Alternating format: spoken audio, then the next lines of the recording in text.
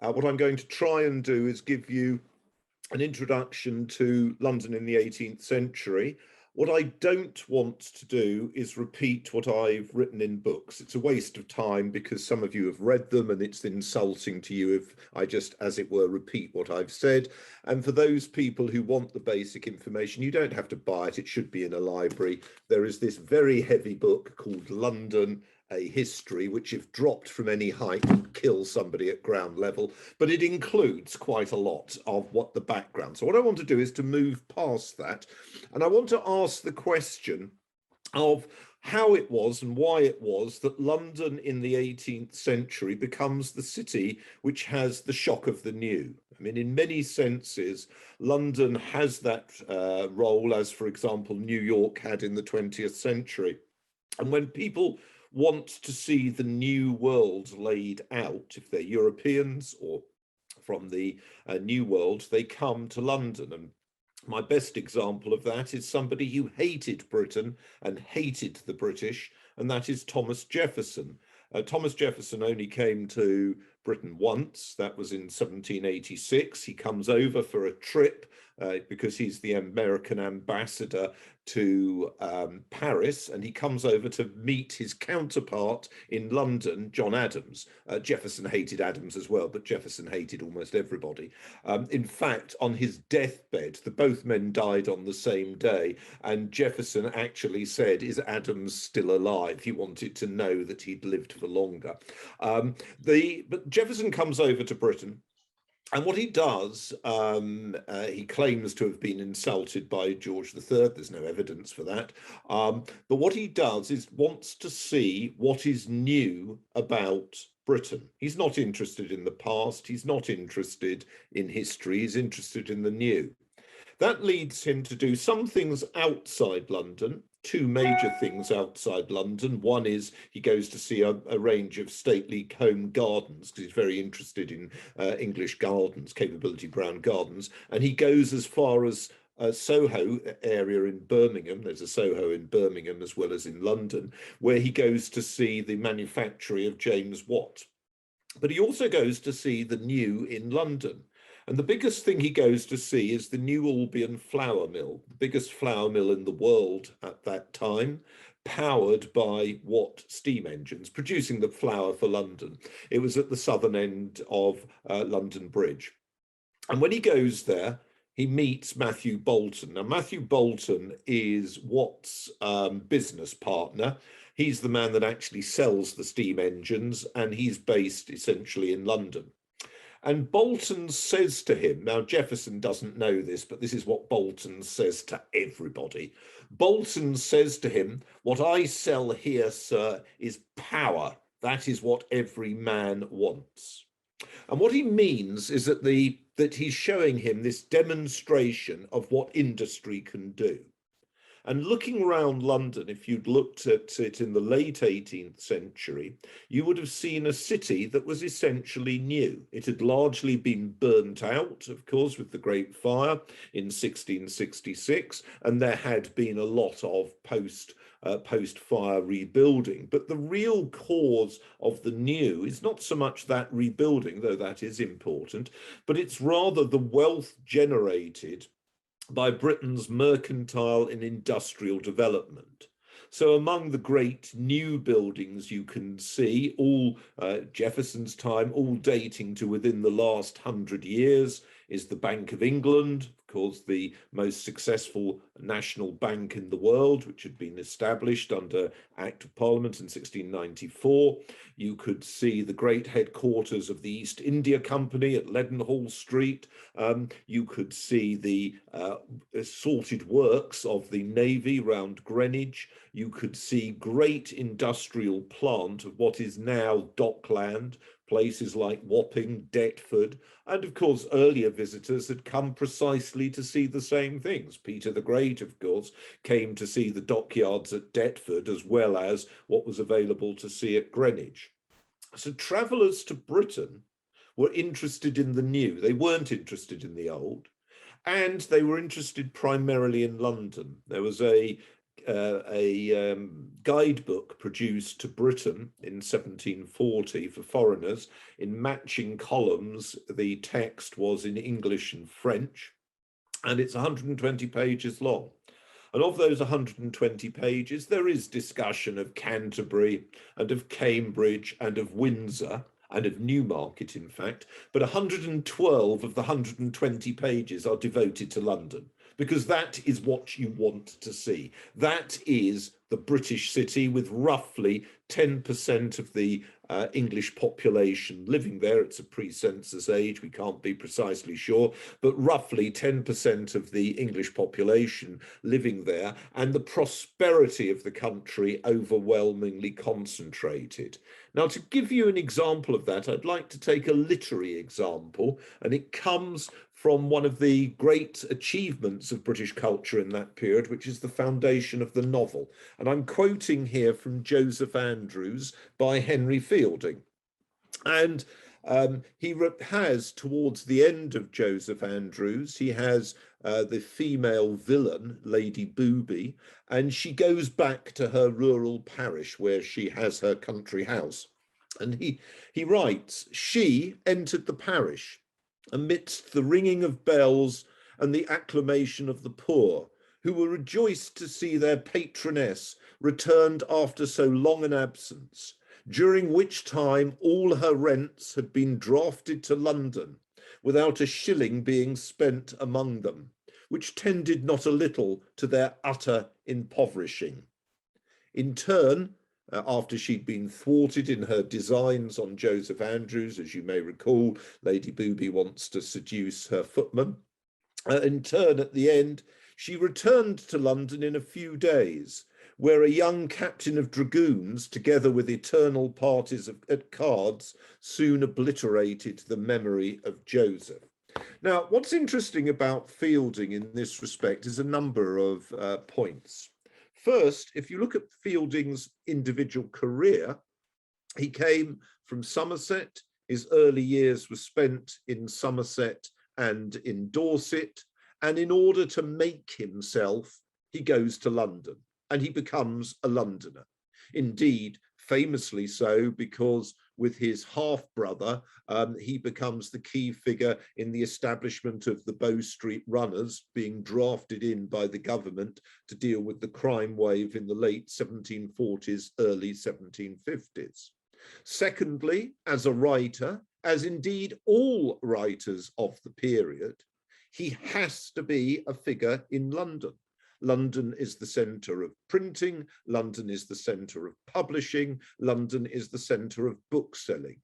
If you are not a writer living in London, you are nobody. So talent from throughout goes to London, both real talent, as in Dr. Johnson, who of course comes from Staffordshire, and fictional talent, as indeed in that very novel I've just referred to, Joseph Andrews, where Parson Adams sets off for London and has all his adventures along the way, sets off for London in order to try and get his sermons published, because obviously that would be the only place he would be able to get them published. And indeed, if you look at Fielding's novels, if you look at the two famous ones, there are others, of course, Tom Jones and Joseph Andrews, they both relate to journeys to London. Some people being more successful in getting there than others, whilst Amelia, his last novel, is entirely set in London, apart from when one of the characters goes on a short sea voyage.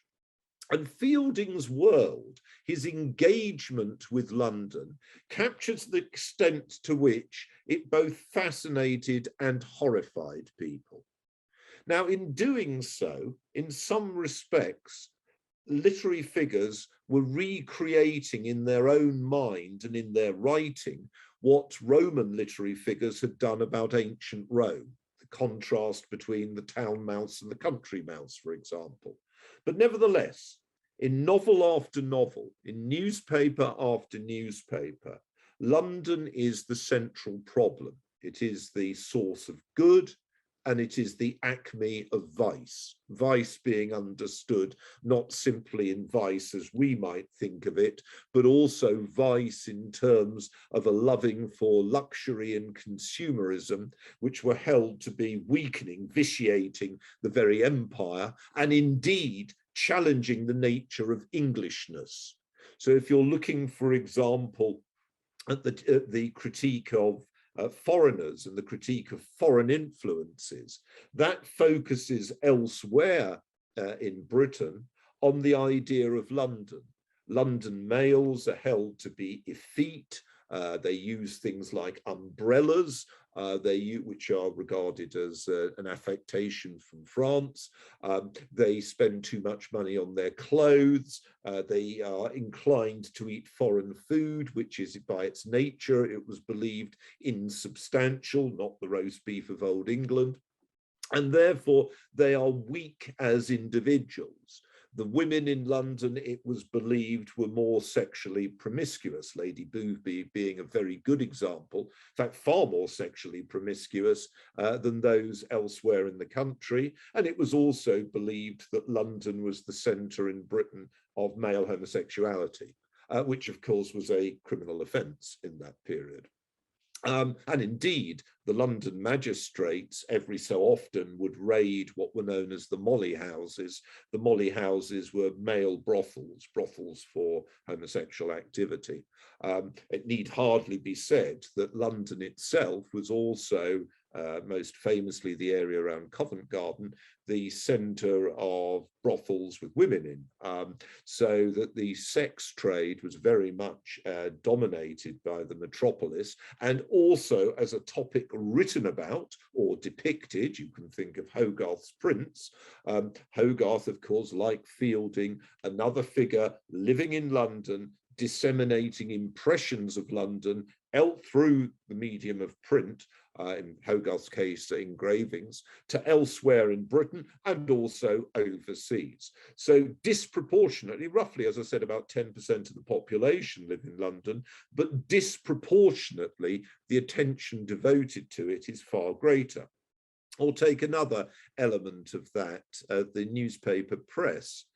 In the 17th century, apart from when the royal court goes into, during the Civil War, goes to Oxford and a newspaper is published then, with the exception of that period, all newspapers in the 17th century are published in London. Now, the Licensing Act, the act which is under which pre-publication censorship takes place, we still have obviously post-publication censorship. You can say something that's true, but if you don't wish to engage with the legal action, you will have to be put up with censorship at the moment. But pre-publication censorship comes to an end with the lapsing of the Licensing Act in 1695, and that is followed, as you will know, with provincial centres such as Norwich, Bristol, Exeter, York, having their own newspapers. And you might argue, you might suggest, if you're going to be sort of not thinking about this very much, that what this means is a lessening of London's voice and the development of alternative voices. Well, no. The provincial newspapers, with the exception of one in Canterbury, which was bi-weekly, the provincial newspapers were all out just once a week. They essentially consisted of reprints of sections from the London press. The London press, the major ones from which these newspapers were reprinted, were the tri-weeklies, things like the London Evening Post, which were published on the major post nights and which were sent out to places like York, where the York Courant would just reprint it under the headline London. The only place in the country which had tri-weekly newspapers was London. The only place in the country which had Sunday newspapers was London. The only place in the country which had daily newspapers, beginning with the Daily Courant in 1701, was, you would have guessed it, London. So in other words, the press, far from the fact that there are publications outside London lessening its influence, actually increases it. On top of that, when magazines developed, most famously from the 1730s, the Gentleman's Magazine and also the London Magazine, but a whole lot of other magazines as well, the Rambler, the Connoisseur, so on and so forth, the Test, the Contest, they are all published in London. So London is very much the place in which ideas are moulded and debated or enforced. Indeed, there is only one institution which isn't headquartered in London. I mean, I suppose you would include the universities with Oxford and Cambridge, but quite frankly, they're a waste of space in the 18th century. Anybody that has a new idea is in London. The only institution which isn't headquartered in London is the church. Which obviously the Southern Diocese, the senior province, Southern Archdiocese, the senior province is headquartered in Canterbury. But in practical terms, the church is also headquartered in London because the Archbishop of Canterbury obviously wants to be where the power is and spends most of his time in his palace at Lambeth. So he's very much a London figure, and he is usually competing for influence with the Bishop of London. So, for example, Gibson, who's the Bishop of London in the 1730s, is known as Walpole's Pope. That's Robert Walpole is the Prime Minister of the period, because he is Walpole's ecclesiastical advisor. So the church itself, although you might think the Canterbury element means that it's not London-centred, is London-centred, and that's taken a stage further because the bishops all sit in the House of Lords. The House of Lords meets in London. The bishops are expected to be there because they're part of the government vote. The government appointed them. The government expects to see them there. If they don't turn up, they will get into trouble. So the bishops also all have to have places where they can live in London. And they're not the grand palaces that people like the Bishop of Winchester had in the medieval period, but they're still relatively appreciable town palaces. So everybody that counts is there. What other elements can I think I bring out at this point? Well, first thing I'd say is this wouldn't have necessarily seemed obvious if you were looking at the politics of the situation in the early or middle 17th century. In the early or middle 17th century, of course, right up indeed until 1688, London was the centre of opposition to the crown. And in many sense, therefore, a major, if not sometimes the major political problem was that of intimidating London. Either by deploying troops or trying to deploy troops, or by taking steps against the Charter of London in order to limit its legal rights, as was done by both Charles II and James II. Well, this situation, of course, changes with the Glorious Revolution of 1688 to 89, because part of the new political system is a key role for some of the most important of the London interests, particularly the financial interests. Now, obviously, there are still Londoners that fall out with government. One can think of the Wilkes affair in the 1760s. You can think, for example, of the excise riots in 1733. There are episodes in which the government falls out with London, but quite frankly, that tends to be with those people in London who don't count, who are political rabble. And it is only if you, as it were, transfer and become part of the establishment, as of course John Wilkes famously did, that you then, as it were, become a figure who has more consequence. So the financial interests in London, who are organised through the Bank of England, which essentially is the basis of the London financial interest, which funds and organises the national debt. The best book on that, it's a very dull book, but it's the best book, is PGM, Peter Dixon's The Financial Revolution, which goes into it in excruciating detail. But essentially, Londoners handle the national debt, and the key political relationship in the country is between senior Treasury figures and the senior London figures. And it's no accident that the four most successful in the sense that they stayed in power for longest, the four most successful prime ministers of the 18th century were all First Lords of the Treasury who sat in the House of Commons. So as First Lords of the Treasury, they were able to have their links with the financial sector, and sitting in the House of Commons, which was the key house in this period, they were able to direct government business. So the four are Sir Robert Walpole from 1721 to 42, Henry Pelham from 1743 to 1754, Frederick Lord North. He's called Lord, but that's an honorary title as the oldest son of the Earl of Guildford. So he sits in the Commons. Frederick Lord North from 1770 to 1783, and William Pitt the Younger from 1783 to 1801, and then again 1804 to 6.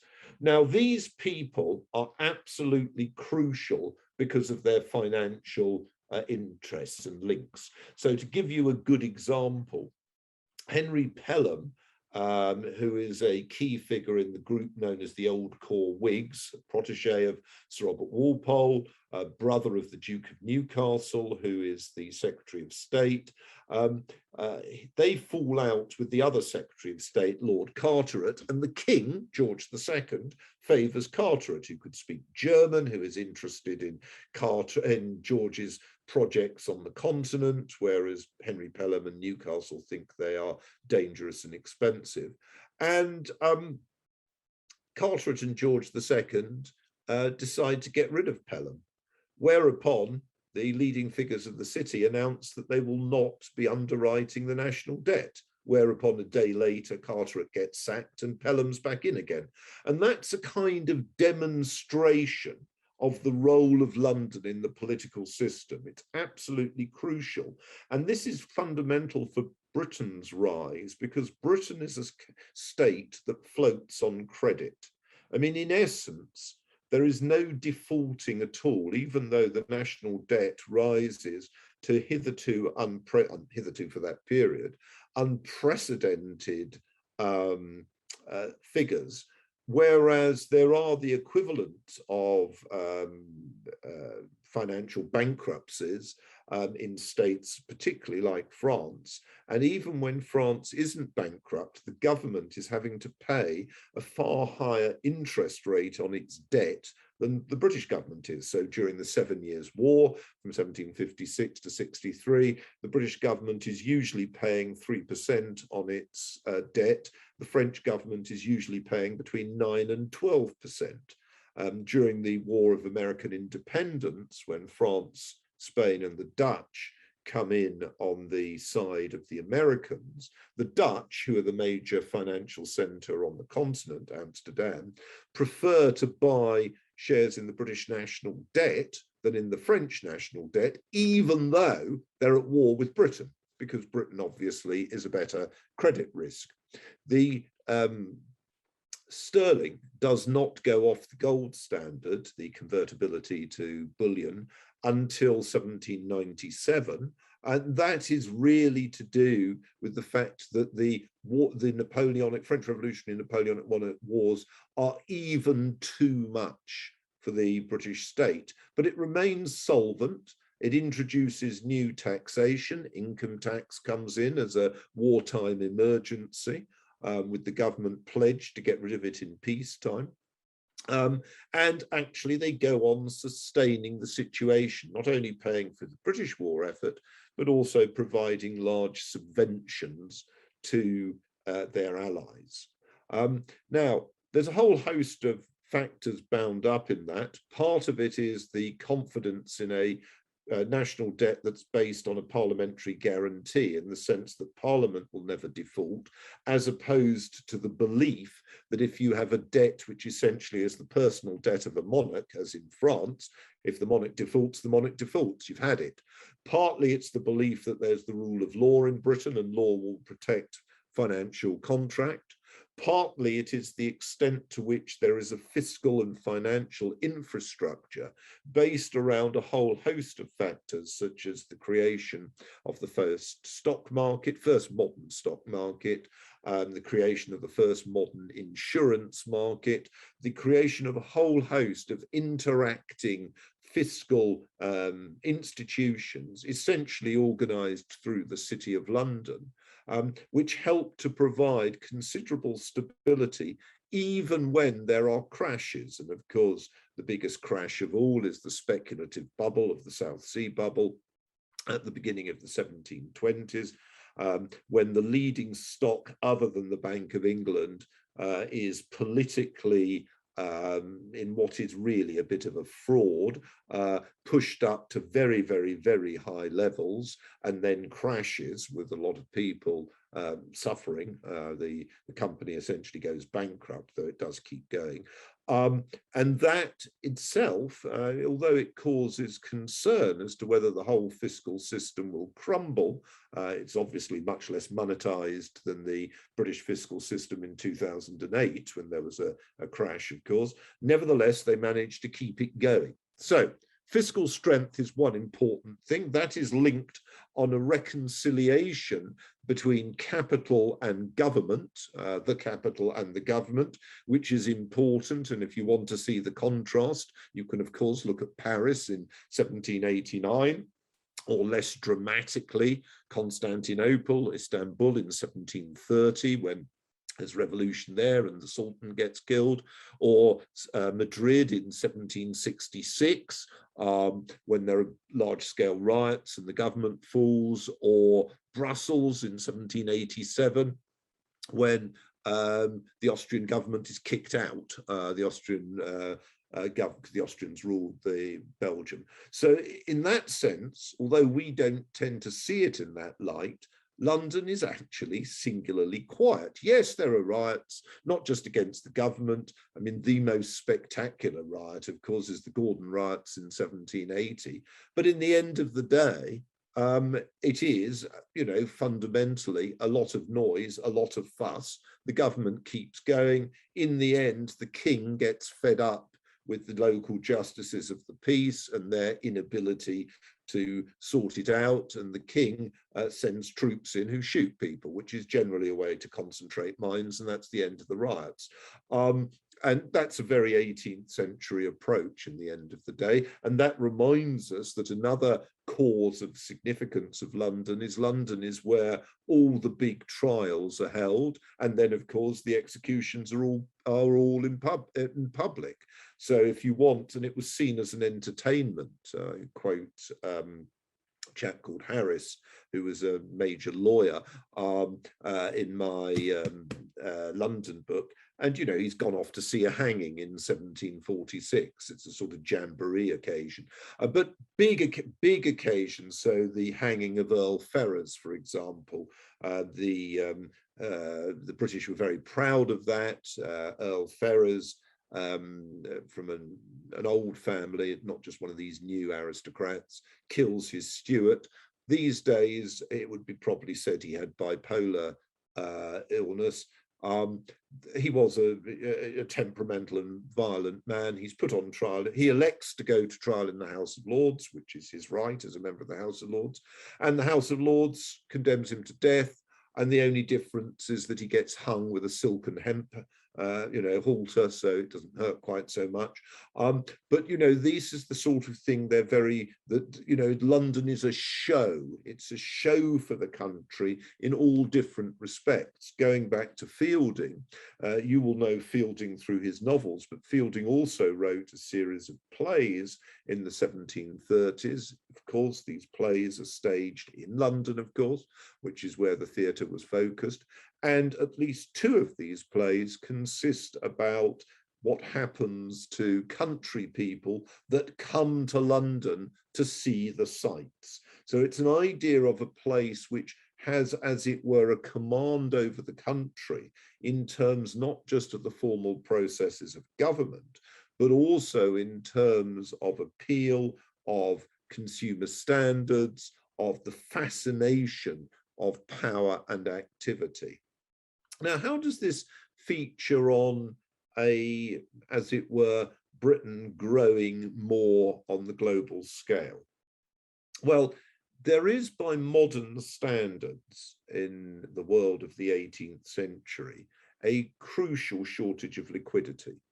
I mean, liquidity, you know, these days, of course, there's no real basis for liquidity. Governments can just print anything they like.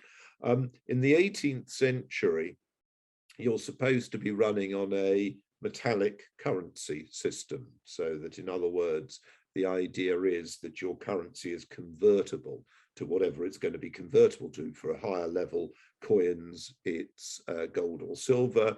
A lower level, it's copper, usually copper. And indeed, you actually, in parts of Britain, like where I live in the West Country, you know, people would accept Spanish gold coins or Spanish silver coins as currency, because that's what they were. You know, they had their value in the metal content that they had. So there's an enormous shortage of liquidity, because the idea is loan credit has to be backed up with something which, in the end of the day, is redeemable in real value. And of course, Europe itself is running a negative credit balance with the Orient, in the sense that the Orient has things that Europeans want to buy, particularly tea, ceramics, silk, calicos, and there's nothing that the Orientals want to buy off the Europeans. So there's a negative flow of bullion out. So the East India Company is shipping silver to India, with which to then buy stuff from China. Now, what that means is that London's success as a financial centre is absolutely crucial, because London is the place in Europe where there is the most concentration of money, of liquidity. And there's a whole host of reasons for that. One, as I've already indicated, it's regarded as the safe place to put your money, whether you're British or foreign. And that's very, very important. The only other significant financial centres in Europe are Amsterdam and Geneva. And that again comes from the sense that there is a degree of stability in those financial markets. Secondly, the British, although they are, as it were, leeching money out to the Orient, are running an enormous credit balance in other trades. So essentially, Britain in the 18th century is taking profit out of its colonies in the Caribbean and North America, because it imports from them plantation goods, things like sugar particularly, but say rice from Georgia, indigo, tobacco from Virginia and the Chesapeake. So it takes those goods and then well, obviously uses some of them themselves, but then re-exports them to the major European markets. So British trade from London to Hamburg, absolutely crucial. And through Hamburg, it's then redistributed to Baltic and Northern German markets. Same from London to Livorno, or Leghorn, as they used to call it, for the Mediterranean markets. And on top of that, the major news source of bullion in the European world, indeed in the world as a whole in the 18th century, is the discovery of significant gold deposits in southern Brazil, in the province of Minas Gerais, also large quantities of diamonds. Portugal is in effect look, if you want to look at it in this way, although it's an independent state, it's also in effect a British colony economically and financially, and Britain is its major protector against Spain. And the British also have the liquidity to develop the Brazilian economy. So the gold comes to London, and from London is then used for British purposes. So London is the great centre of liquidity. Some respects not attractively so. I mean, as you probably know, the two chief slaving ports are number one, Liverpool, and number two, Bristol. But actually, a lot of the credit on which slavery operates is coming out of the London money markets. So there are unattractive features to it, but there are also attractive features to it. If you are an industrial entrepreneur in Britain, if you want to develop a coal field, if you want to develop ironworks, you will seek London capital in order to take yourself forward.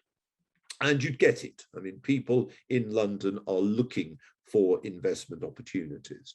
So there is a benign financial model, helped, of course, as well by very low taxation, particularly very low taxation on capital. The major source of taxation is the land tax, which essentially is a tax on agricultural rent, and a certain amount on some goods of excise, customs and excise, but although not for re-export, if the goods are for re-export. But essentially, this is a very low tax economy, and very pro, as it were, manufacturing and mercantile economy, and that definitely works to the benefit of London. So London, in this period, is developing quite rapidly. You have the major growth, the same as occurs in Paris, incidentally, though it's faster and further in London, the major growth to the west, what we call the West End. So areas, and you can obviously see them, named after the politicians of the period, things like Harley Street, named after Robert Harley, 1st Earl of Oxford, so there's Oxford Street. Cadogan Place, named after William Cadogan, 1st Lord Cadogan, a Whig politician of the 17 teens and 20s, and so on and so forth. So London goes to the west, and in doing so, creates an urban townscape which is really attractive to rural money and to the rural elite. And for the rural elite, the idea of coming to London, people have always come to London, but the idea of coming to London becomes much more attractive. The notion of a London season becomes much more pronounced, and you develop what novelists such as Fielding or later Jane Austen note, which, for example, with The Flight of Wickham, which is this bifocal view of London. So London, in their eyes, becomes two separate cultures, the London of the city and the London of the West End. And some people present the London of the city as a sort of responsible, mercantile, essentially Protestant world of people that mean what they say and say what they mean, and the West End as a place of fops and people who are decadent and sort of submerged in vice, as it were.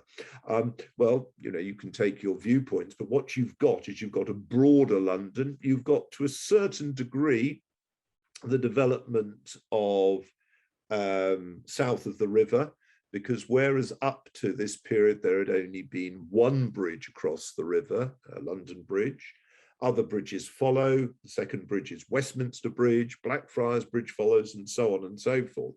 So south of the river develops and becomes a more significant centre of population. Southwark's always been one, but a more significant centre of population. Outlier villages begin to develop more. Where London doesn't really grow appreciably is on the north bank of the Thames, going down water. It develops a bit. There is development in Shadwell and Wapping, obviously, but I think it's fair to say that there's only development up to a certain extent. The major industrial area, apart from the docks and apart from shipbuilding, is actually South London. Areas like the River Wandle in what's now, I think, Wandsworth, are the major concentration of industrial plants. And of course, Lambeth went on being a major centre of industry into the mid-20th century. So London also has, and this I think we will end on, a industrial and agricultural role, which is significant. It is, of course, the largest market in the country. It is the largest market both in terms of the consumption by its own residents, but also the largest market in terms of the distribution of goods from London outside, both internationally and domestically. And therefore, there is a lot of attraction to manufacturing goods in London. Things like glass, for example, there are glass works. So soap, there are soap works. So there is sugar refining. There is manufacturing for the London market and for export. Also, London is the great centre into which food is brought. Food comes by a whole range of ways, by boat or barge down the Thames, boat, for example, from Sussex round the Kent coast, because it's actually easier to come that way around than to go through the Weald. Wagons, although London clay isn't always kind to wagons, but wagons are also a thing, and many animals are driven to London, turkeys walking all the way from Norfolk, cattle from South Wales or Devon, they are driven to London, fattened up, and then slaughtered for the London market. And of course, London's centrality increases enormously because of the last revolution to talk about, which is the transport revolution. And the first Turnpike Act isn't till the 1660s. It's for a section of the Great North Road. There isn't really much turnpiking, in fact, to the 1730s, but between 1730 and 1770, there is a complete transformation. And much of the country, by the end of 1770, much of the country is within 20 miles of a turnpike, much of it within 10 miles of a turnpike. And the areas that are best served by turnpikes are the routes from London outwards, London to the West Country, London to Birmingham and on to Manchester, London to Norwich. And what this does is it transforms communication.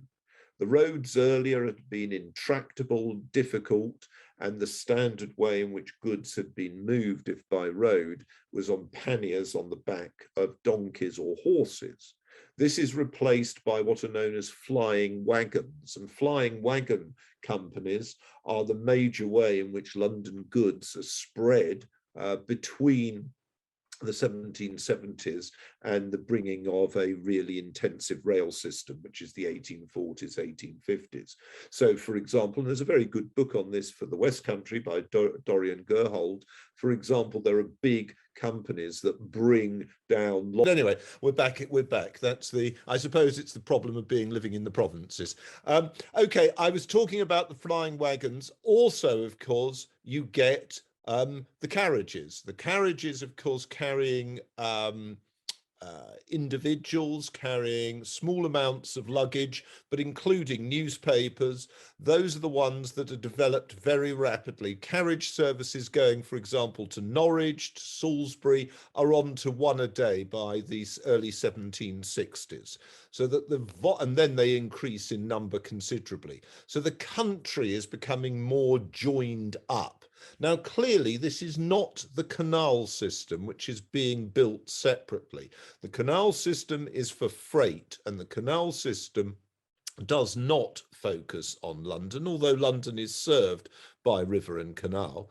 But the point is, in terms of the individuals who live in the country, in terms of their ability to disseminate information, to move themselves around the place, it is easier to move to or from London by 1770 than ever before.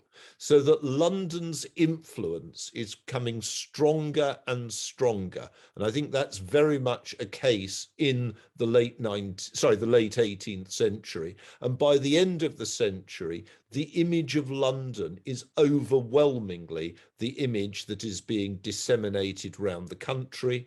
And London ideas, London habits, London books on things like pronunciation are those that are most common around the country. So by the end of the century, London is very much the dominant feature as far as England is concerned, and increasingly has an impact as English power, British power spreads, increasingly has an impact in the wider world.